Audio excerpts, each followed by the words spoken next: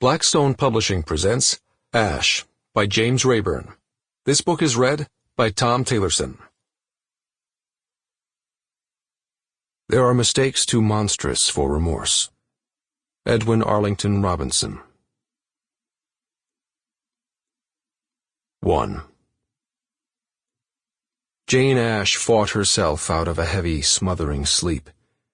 She sat up, hot, disoriented, blinking at the fierce Asian sun hanging low in the bleached sky, fine sand falling from her dark hair onto her bare breasts. When she saw Victor Fabian standing naked with his hands on his hips, legs apart, staring out at the ocean, his hard paunch thrust before him, her internal GPS rebooted.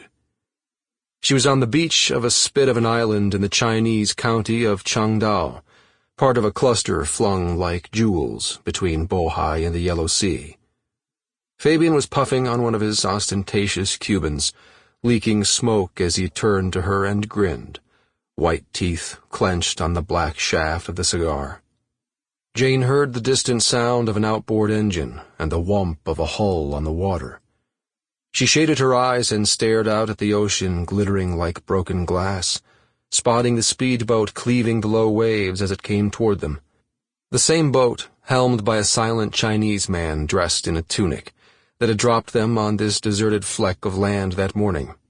Wooden loungers, wide blue umbrellas, a stack of thick white towels, fluffy as baby polar bears, and a gas-powered camping fridge stuffed with krug, oysters, caviar, and foie gras had awaited them.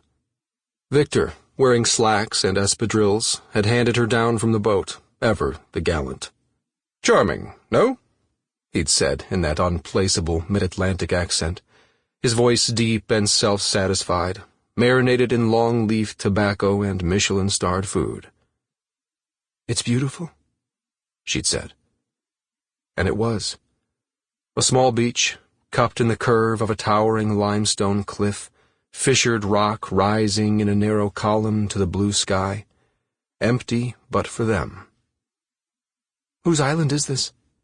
she'd asked. He'd flapped the matchstick, dead after lighting his cigar, exhaling, "Just some chinky chink who owes your Uncle Victor a favor." His little running gag, the Uncle Victor thing. His way of lampooning the difference in their ages. She had no idea how old he was, but given how many years he'd hovered, Zelig-like, in the shadows of dictators and strong men and martinets on 5 continents, she knew he must be at least 70. But age had... Sample complete. Ready to continue?